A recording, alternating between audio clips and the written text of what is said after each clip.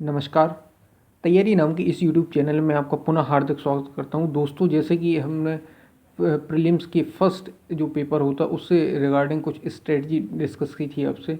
अब मैं आपको प्रीलिम्स के सीसेट से रिगार्डिंग बहुत ही इंपॉर्टेंट चीज़ें बताने वाला हूं। आप जानते हैं 30 दिन का हमारे पास समय बचा हुआ है टोटल, और एग्ज़ाम को यदि हमें क्वालिफाई करना है तो भैया सी सेट को हम हल्के में नहीं ले सकते। किसी भी कंडीशन में सी सेट को आप हल्के में नहीं ले सकते, और 30 डेज़ में हमें सी सेट को क्रैक करना है कैसे भी।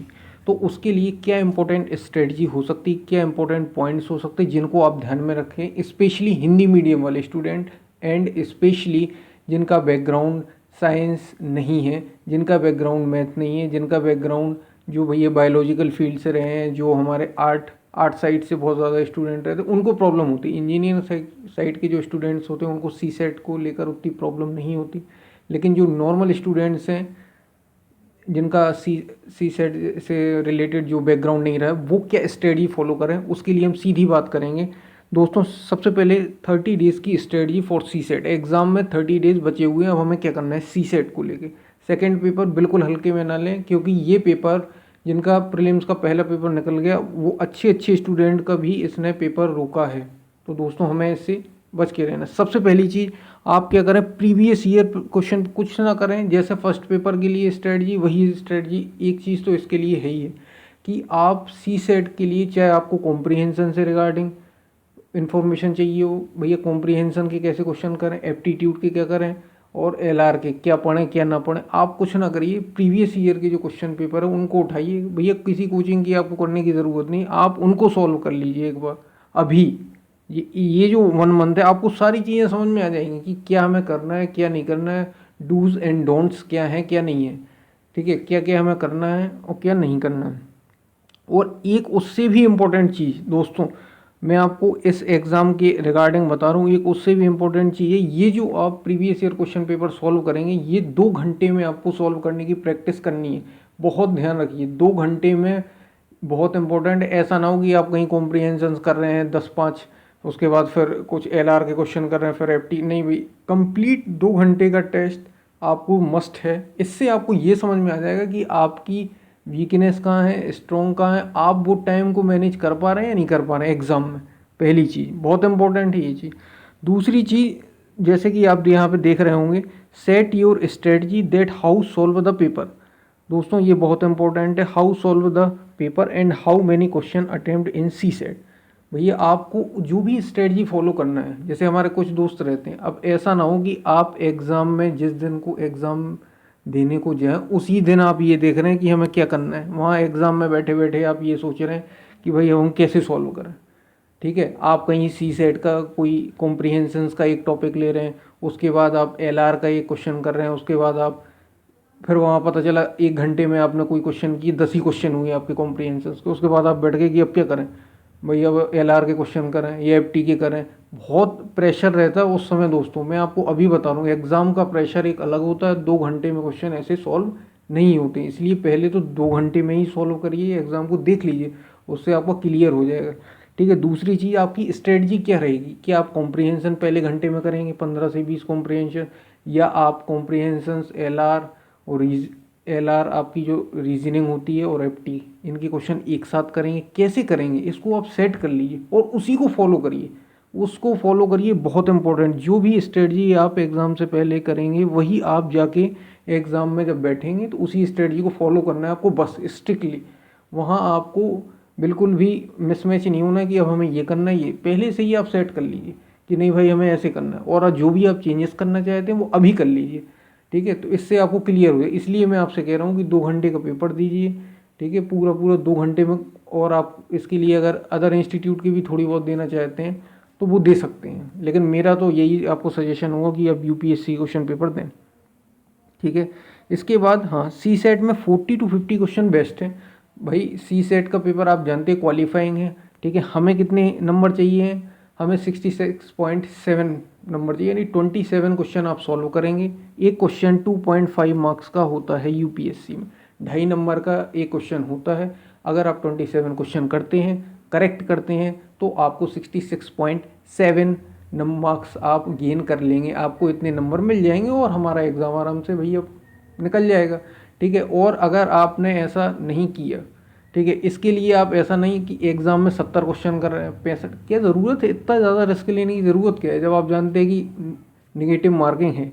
आप 40 से, ये यहाँ पे इसलिए लिखा है कि भैया 40 से 50 क्वेश्चन करिए, 27 पासिंग मार्क्स है।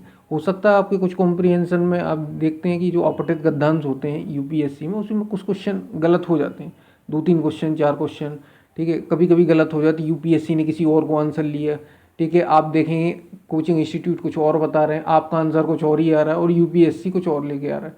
ठीक है, जो कॉम्प्रिहेंशन में होता है, जिसको हिंदी में अपठित गद्यांश बोलते हैं, ठीक है, उसके लिए मैंने आपको ये बता दिया, उसके लिए भी आपको ऐसे फॉलो करना है। तो उन आप जैसे 27 क्वेश्चन करना है, अब आप एक क्वेश्चन ज़्यादा करते हैं तो आप 3 क्वेश्चन और गलत कर सकते हैं। इसके लिए भी मैंने यूपीएससी सीसेट की फुल तैयारी करके एक मैंने वीडियो बनाया था, उसका हो सकता है मैं लिंक आपको दे दूँ, डिस्क्रिप्शन बॉक्स में मैं दे दूंगा, तो आप उसको एक बार देख लीजिए।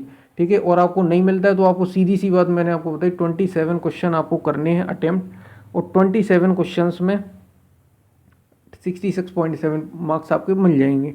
ठीक है, इसके अलावा आप एक क्वेश्चन 2.5 नंबर का होता है, अगर आप एक क्वेश्चन ज़्यादा करते हैं तो आपको 3 क्वेश्चन गलत करने का मौका मिल जाता है। यानी आप जैसे 27 आपने क्वेश्चन सही, अब 28 किया आपने, तो आप 3 और क्वेश्चन गलत कर सकते हैं, यानी टोटल 31 क्वेश्चन हो जाएंगे आपके। ठीक है, 31 क्वेश्चन आपको करने का मौका मिल जाएगा। ठीक है, अगर आपका 28वां क्वेश्चन सही है तो अगर आपके 27 तो आपके सेफ रहेंगे और आप 3 क्वेश्चन एक्स्ट्रा कर सकते हैं। ऐसे आप अगर एग्ज़ाम देंगे, ठीक है, दे सकते हैं। ऐसे मैं आपको कह रहा हूँ कि टोटल 40 से 50 क्वेश्चंस आपके लिए बेस्ट हैं। इससे ज़्यादा क्वेश्चन के चक्कर में मत पड़िए।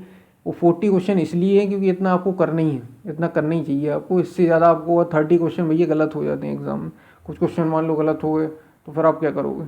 तो ये इंपॉर्टेंट है। ठीक है भैया, 200 मार्क्स, ये दूसरा पॉइंट, स्ट्रेटजी ज़रूर सेट करना, ये बहुत इंपॉर्टेंट है। ऐसा ना हो कि आप एग्ज़ाम में जाके बैठें और आपके लिए एक नई चीज़ हो कि अब हमें क्या करना है भैया, हम ये सॉल्व करें, ये सॉल्व करें। पहले से ही माइंड सेट होना चाहिए आपका, उसी को जाके हमें स्ट्रेटजी को फॉलो कर देना, ये सबसे बेस्ट तरीका होता है एग्ज़ाम चाहे जैसे भी है। ठीक है, क्योंकि वहाँ प्रेशर बहुत हाई होता है, पहले से आप तैयार रहिए उसके लिए। तीसरी चीज़ टाइम मैनेजमेंट, ये बहुत इंपॉर्टेंट है। जब आप अपना एग्ज़ाम देंगे आपको ये चीज़ें समझ में आ जाएंगी। अभी आप देंगे जब यूपीएससी का, भाई जब आप पहली बार एग्ज़ाम देते हैं तो मैंने तो अपना ही देखा था, मैं तो केवल 20 क्वेश्चन सॉल्व कर पाया था 2 घंटे में। ठीक है, 30 क्वेश्चन मैंने सॉल्व किए थे, मेरी हालत खराब, 30 क्वेश्चन मैंने सॉल्व करवाया था। अब देखिए उसमें भी मेरे 2-3 गलत हो गए थे। ठीक है, तो ऐसा होता है अगर आप पहले 2 घंटे में, मतलब अगर आप पहली बार देने बैठेंगे एग्ज़ाम, तो आपको एग्ज़ाम को पहले से टाइम मैनेज आपको आ जाएगा। जैसे ही आप ये एग्ज़ाम देंगे लगातार आप क्वेश्चन सॉल्व करेंगे 2-2 घंटे में, आपको आइडिया लग जाएगा कि हमें कैसे क्वेश्चन सॉल्व करना है, कैसे नहीं करना है, हम कैसे सॉल्व करें कि हमारा एग्ज़ाम हो जाए। और हमें स्पीड को मेंटेन, जब आप time management versus speed maintain, एक चीज़ इंपॉर्टेंट है भैया, स्पीड भी बहुत इंपॉर्टेंट है इस एग्ज़ाम में। स्पेशली मैं कह रहा हूँ जिनका मैथ बैकग्राउंड नहीं है उनके लिए स्पीड बहुत ज़्यादा, क्योंकि कॉम्प्रिहेंशन बहुत हार्ड आते हैं, कुछ कुछ बहुत ज़्यादा आते हैं, लार्ज भी आते हैं, 200 to 300 वर्ड्स आते हैं। हिंदी मीडियम वाले स्टूडेंट्स और जो मैथ बैकग्राउंड नहीं है उनके लिए थोड़ा प्रॉब्लम हो सकता है, इसलिए स्पीड को मेंटेन आप ज़रूर करिए। ये मैंने पॉइंट लिखा नहीं, सॉरी उसके लिए। स्पीड को मेंटेन बहुत इंपॉर्टेंट है, time management versus speed maintain बहुत इंपॉर्टेंट है। इसलिए सी सेट का एग्ज़ाम तो आपको 2 घंटे बार बार, इसके लिए आपको अगर ये कम पड़ जाए ना 2013 से 2021, तो दोस्तों अलग से आप जो भी कोचिंग इंस्टीट्यूट है उनके हेल्प ले सकते हैं, उनके क्वेश्चंस को सॉल्व कर सकते हैं। लेकिन 2 घंटे का टेस्ट दीजिए पूरा। सी सेट में आप बार बार यही प्रैक्टिस कीजिए कि आप 2 घंटे का टेस्ट दें। ठीक है, ये इंपॉर्टेंट चीज़ होगी। इसके बाद सी सेट के आप 3 पार्ट हैं। ठीक है, हम जानते हैं सी सेट के 3 पार्ट्स है, कौन कौन से? कॉम्प्रीहेंशन, एप्टीट्यूड, रीजनिंग, 3 पार्ट है। अब कॉम्प्रीहेंशन वर्सेस एप्टीट्यूड रीजनिंग, ये अगला पॉइंट है। ठीक है, ये भी आपको समझना जरूरी कि सी सेट की 3 पार्ट हैं। ठीक है, 3 पार्ट में सी सेट होता है, कॉम्प्रीहेंशन, एप्टीट्यूड, रीजनिंग। कॉम्प्रीहेंशन जो है वो 25 से 35, अभी तक जो रेशियो रहा है वो यही रहा है कि भैया 25, 26, 27, 30 क्वेश्चन तक आए, कभी कभी 31, 32 भी हुए हैं। ठीक है, इतने क्वेश्चन का रेशियो रहा है, मतलब इतने क्वेश्चन कॉम्प्रीहेंशंस के। ठीक है, इसके बाद एप्टीट्यूड और रीजनिंग की रिमेनिंग क्वेश्चन है, बचे हुए क्वेश्चन है भैया 55 से 45 क्वेश्चन किसके हैं? एप्टीट्यूड और रीजनिंग के, और टोटल ऐसे 80 क्वेश्चन हो जाते हैं। इनको मिला के हमें 66.7 मार्क्स चाहिए, यानी हमें अटेम्प्ट करना है 27 क्वेश्चन। फिर से सुन लीजिए, 27 क्वेश्चन आपको करेक्ट करना है, आपका एग्ज़ाम निकल जाएगा। ऐसे तो बड़ा इजी लग रहा है ना। जब आप एग्ज़ाम देंगे तो आपको 2 घंटे में आप समझ जाएंगे। अभी यूपीएससी का प्रीवियस ईयर का क्वेश्चन पेपर जो 2021 में पूछा गया था, उसको भैया सॉल्व कर लेना, हिंदी मीडियम वाले या इंग्लिश मीडियम वाले, आपको क्लियर हो जाएगा कि एग्ज़ाम कैसा है। ठीक है, स्पीड कितनी इम्पोर्टेंट है, स्पीड बहुत इंपॉर्टेंट है, मैं फिर बता रहा हूँ आपको।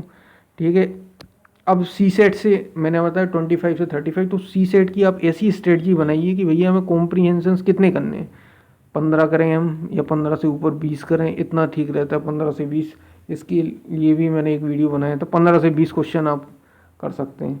ठीक है, इसके कम से कम इतने तो करिए ही करिए, इससे कम तो भैया नहीं चलेगा। और एप्टीट्यूड और रीजनिंग, मतलब जिनकी मैथ बहुत अच्छी नहीं है, जिनकी मैथ बहुत अच्छी है उनको तो ज़रूरत ही नहीं है, क्योंकि यहाँ 45 से 55 एप्टीट्यूड और रीजनिंग के इतने क्वेश्चन हैं। ये 50 क्वेश्चन आपको मिल जाएंगे, 40 से 50 क्वेश्चन इसके मिलेंगे आपको एप्टीट्यूड और रीजनिंग, जिसमें रीजनिंग के कुछ सिंपल टॉपिक हैं, एप्टीट्यूड के भी कुछ एवरेज जैसे परसेंटेज, ऐसे कुछ सिंपल टॉपिक हैं जिनको आप कर सकते हैं। ठीक है, आप इनकी प्रिपरेशन कर सकते हैं, तो उनको आप कर लीजिए। ऐसे 80 क्वेश्चन, ऐसे हमें मिला के कितने क्वेश्चन करने हैं, 40 से 50, ये सबसे अच्छा है 40 से 50 का रेशियो। इतने क्वेश्चन आप कर लीजिए, एग्जाम क्रैक हो जाए। कुछ क्वेश्चन जैसे मान लो 27 आपने किए, एकदम कुछ दोस्त हमारे 27 ही करके आते हैं, या 30 कर गया, या 30 कर गया, पता चला कि कॉम्प्रीहेंशन में 2-3 क्वेश्चन गलत हो गए, बाहर हो गए आप एग्जाम से, तो ऐसा रिस्क भी ना लें। कम से कम 40 क्वेश्चन तो करें ही करें, 35 से 40 करें, 40 से 45 करें, बस इतना आप करेंगे तो कुछ क्वेश्चन अगर गलत भी होंगे तो आपका ऑन एन एवरेज आप क्वालिफाई हो जाएंगे। ठीक है दोस्तों, और बहुत ज़्यादा भैया बहुत ज़्यादा टेंशन ऐसा भी होगा दोस्तों। एक चीज़ और मैं बताऊँ आपको, 2 घंटे में जब आप टेस्ट देंगे हो सकता कि आप 30 क्वेश्चन ही सॉल्व करें, उससे घबराने की बिल्कुल भी ज़रूरत नहीं है। आप उसको जैसे जैसे रोज़ रोज़ आप रिवाइज करेंगे, रोज़ रोज़ आप प्रैक्टिस करेंगे, आपको आ जाएगा, ईजिली आ जाएगा, आप उसको क्रैक कर पाएँ। तो प्रेशर में तो बिल्कुल ना है, सबसे मेन चीज़ प्रेशर बिल्कुल ना लें। ठीक है, लेकिन रिस्क भी नहीं लेना, हमें सब करना पड़ता है। ये यूपीएससी स्टूडेंट्स को अब यूपीएससी की तैयारी करनी है और सब सारी चीज़ें एक साथ करनी। ठीक है दोस्तों, ये हो गया 5 पॉइंट मैंने आपको बता दिए, 80 क्वेश्चन। इसके बाद कॉम्प्रीहेंशंस की फिर से अब बात करते हैं अपन अलग से। कॉम्प्रीहेंशंस के 2 पार्ट हैं, एक तो लार्ज पैसेजेस, एक स्मॉल पैसेजेस। जो लार्ज पैसेजेस होते हैं और स्मॉल पैसेजेस होते हैं, इनमें आपको एक अंतर, ये लार्ज पैसेज में आपको 3 से 4 क्वेश्चन एक साथ मिलते हैं, 3 to 4 क्वेश्चन एक साथ मिलते हैं लार्ज पैसेजेस में। और जो स्मॉल पैसेजेस होते हैं उनमें क्वेश्चन आपको एक मिलता है। अब स्मॉल पैसेज में प्रॉब्लम ये है कि भैया इसमें 100 से 150 शब्द रहते हैं, कभी कभी लैंग्वेज बहुत ज़्यादा टफ रहती है स्मॉल पैसेज की, तो आपको बहुत ज़्यादा समय वेस्ट कर देते हो, क्वेश्चन एक आपके आँख में आएगा 2.5 नंबर का क्वेश्चन। इसलिए जिनकी लैंग्वेज सिंपल हो, ऐसे स्मॉल पैसेज को आप सॉल्व करें। फिर से मैं बता रहा हूँ, जिनकी लैंग्वेज सिंपल हो, स्मॉल पैसेज आप वो करें। जिनकी लैंग्वेज सिंपल, जो बहुत ज़्यादा जैसे इकोनॉमिकल, बहुत ज़्यादा इकोनॉमी वाला ना हो, सिंपल सा हो।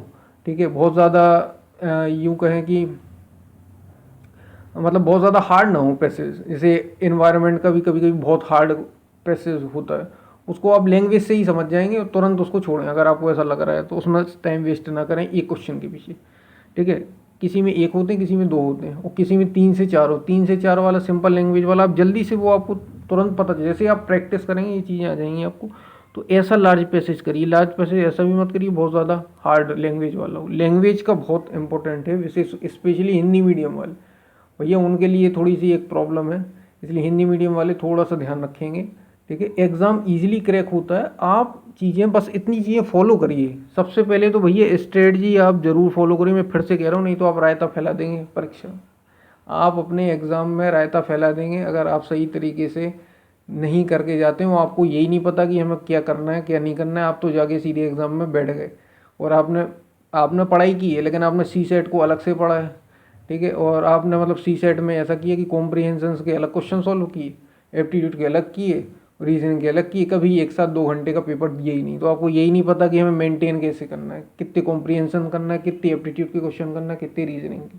तो इसका बहुत ध्यान रखेंगे, तब जाके आपका एग्ज़ाम क्रैक होगा। ठीक है, एग्ज़ाम इतना टफ नहीं है, लेकिन ये क्वेश्चंस भी कभी कभी बहुत ज़्यादा हार्ड बन जाते हैं। ठीक है। तो आपको 2 से 3 घंटे का आप समय दीजिए, अभी हम ज़्यादा पढ़ाई कर रहे हैं थोड़ा सा, ठीक है भैया। सब कुछ हैंडल करना, गर्मी बहुत पड़ रही है, गर्मी का भी ध्यान रखना, अपना ध्यान जरूर रखिए, ठीक है दोस्तों। इसके बाद लास्ट क्वेश्चन ये first half hour for comprehensions then aptitude reasoning और बोथ। भैया ऐसी स्ट्रेटजी बनाने का फिर से मैं वही बता रहा हूँ कि आप कोई एक स्ट्रेटजी बना लीजिए, ठीक है। आप पहले क्वेश्चन देंगे, आपको सारी चीज़ें समझ में आ जाए कि हमें क्या करना है, एग्ज़ाम कैसे करना है, ये समझ में आ जाए, ये बहुत इंपॉर्टेंट है। सारी चीज़ों का निचोड़ तो यही है, बाद में कॉम्प्रिहेंशन, बाद में रीजनिंग, बाद में एप्टी, लेकिन समझ ही नहीं आता, टाइम मैनेज नहीं होता, 2 घंटे खत्म हो जाते हैं, ठीक है। तो ऐसा आप कर लेंगे, ये मैं सिंपल बता रहा हूँ आपको, और जिनका मैथ बैकग्राउंड है उन्हें बहुत ज़्यादा प्रॉब्लम नहीं आएगी, ठीक है। फर्स्ट आवर और जिनको नहीं है वो ऐसा कर लेंगे तो उनको भी प्रॉब्लम नहीं आएगी, वो एक स्ट्रेटजी को फॉलो करें। फर्स्ट आवर फॉर कॉम्प्रिहेंशन, या तो आप ऐसा करें कि 1 घंटे शुरू में कॉम्प्रिहेंशन कर लें 15 से 20, ठीक है, क्योंकि आपको 40 क्वेश्चन कम से कम, मिनिमम 40 क्वेश्चन अटैम्प्ट करनी है, 35 से 40, ठीक है। और इसलिए 15-20 क्वेश्चन, और देन आधा घंटे, देन आपको जो लास्ट आवर रहेगा उसमें आप एप्टीट्यूड रीजनिंग, क्योंकि पहला कॉम्प्रिहेंशन जो रहता है वो थोड़ा सा आप जानते हैं लैंग्वेज वो रहती है, तो लास्ट में आप करेंगे तो थोड़ा एक प्रेशर ज़्यादा बढ़ता है, अरे भैया घंटी बज रही, तो फिर आप आधी लैंग्वेज छोड़ के कोई टिक करना कोई कर देंगे। और जो मैथ वाले क्वेश्चन रहते हैं वो उसमें तो आपको क्लियर ही है, उसमें माइंड आपका एक सेट रहता है, बाहर से आप ज़्यादा वो नहीं रहते, आपका सेट रहता है, आपको आता जाता, आप करते जाते हैं, ठीक है। तो ऐसा, या तो ऐसा कर लीजिए, या फिर ऐसा करिए कॉम्प्रीहेंशन आप लगातार कर रहे हैं तो 3-4 क्वेश्चन कॉम्प्रीहेंशन की, उसके बाद एप्टी के कुछ क्वेश्चन कर लिए, रीजनिंग के सिंपल क्वेश्चन कर लिए। जो भी आपको स्ट्रेटजी अच्छी लगे उसको फॉलो करिए, ये तो आपको डिसाइड करना है, बता हमने दिया कि भैया ऐसा ऐसा कर सकते हैं, ठीक है।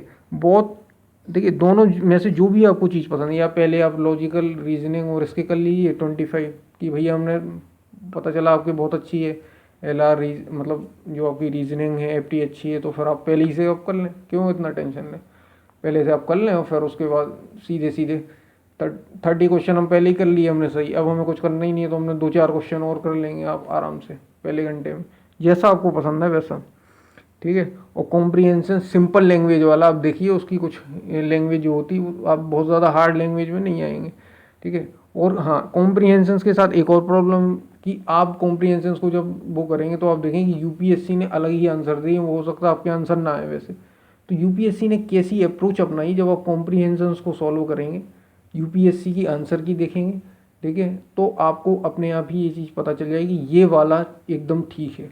ऐसे हम मतलब ये क्यों यूपीएससी ने सिलेक्ट किया, 4 ऑप्शन रहेंगे, ये कॉम्प्रिहेंशन रहेगा, इसका यूपीएससी ने ये सेट किया है, क्यों किया है, आप उसको ये चीज़ समझ में आ जाएगी आपको कि भैया ये क्यों किया है।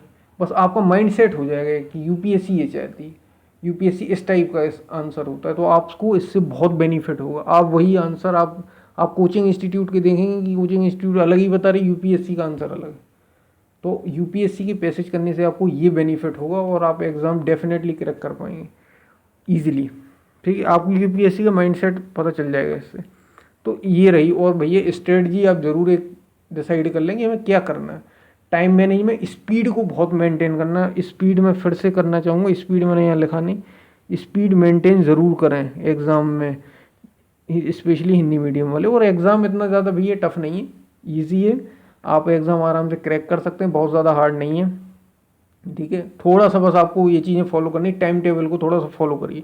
दोस्तों हम जल्दी से बात कर लेते हैं, हाँ भैया सी सेट के लिए थोड़ी सी इंपॉर्टेंट टॉपिक्स, वैसे तो आप जानते ही होंगे, लेकिन ये लॉजिकल वजह से क्वेश्चन बहुत आते हैं। कोडिंग डिकोडिंग आप पढ़ लीजिए, कैलेंडर क्लॉक भी थोड़ा सा पढ़ लीजिए, ठीक, कैलेंडर क्लॉक से क्वेश्चन आते ही आते हैं, अरेंजमेंट से क्वेश्चन आते ही आते हैं, भैया ये टोपी है इसका, ये आगे बैठा ये पीछे बैठा, क्यूब एंड डाइस से छोटा सा टॉपिक है, क्यूब एंड डाइस को कर लेने से, ठीक है। डायरेक्शन टेस्ट को कर लेने से ये कुछ चीज़ें आप कर लेंगे तो आपको डायरेक्शन वाला आता ही है, ठीक है। और डेटा इंटरप्रिटेशन वाला कभी आ गया तो कभी नहीं है, तो ये 3-4 तो आप कर लीजिए, आपको बहुत ज़्यादा नहीं हो तो ये 3-4 कर लीजिए, वेन डाइग्राम को भी कर लीजिए बस, ठीक है। ये आप एक बार देख लेंगे।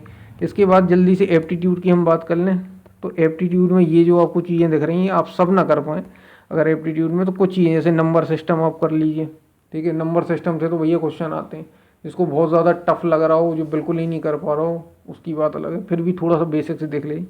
LCM SCF तो आप कर सकते हैं, एवरेज कर सकते हैं, इससे क्वेश्चन आता है दोस्तों, परसेंटेज बिल्कुल ना छोड़ के जाना, ठीक है। ये और क्वेश्चन में भी आपके काम आता है, इनको तो बिल्कुल ही मत छोड़ना, रेशियो एंड प्रोपोर्शन ना बने तो फिर भी आप कम कर सकते हो, लेकिन इनमें तो बिल्कुल नहीं कर। स्पीड टाइम डिस्टेंस, भैया ट्रेन वाले सवाल आते हैं, ठीक है, वो स्पीड टाइम डिस्टेंस को कर लीजिए।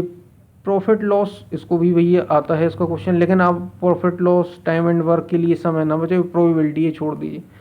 अगर आपकी अभी तो वैसे ही समय नहीं है, जिनने बिल्कुल नहीं किया वो तो छोड़ ही देंगे इनको, ठीक है। प्रॉफिट एंड लॉस को भी अगर ना कर पाएँ तो ना करें, ठीक है। ये जो इंपॉर्टेंट क्वेश्चन शुरू के आपको दिए ये जरूर कर लीजिए, number system, LCM, HCF, average, percentage, ratio and proportion. दोस्तों इतना करके जाएंगे, एग्ज़ाम आपका इजी निकलेगा, बहुत ज़्यादा एग्ज़ाम टफ नहीं है, लेकिन हाँ चीज़ें आप फॉलो करके जाएंगे तभी आपको इसका बेनिफिट मिलेगा। तो दोस्तों all the best for exam. C SAT के लिए ये तैयारी आपको कैसे लगी, वीडियो को लाइक ज़रूर करें, शेयर करें, और अगर आपने अब तक चैनल को सब्सक्राइब नहीं है तो सब्सक्राइब ज़रूर करें। तब तक फिर हम नई वीडियो के साथ मिलेंगे, तब तक के लिए धन्यवाद। मैं आपको और भी चीज़ें बताता रहूँगा। धन्यवाद दोस्तों।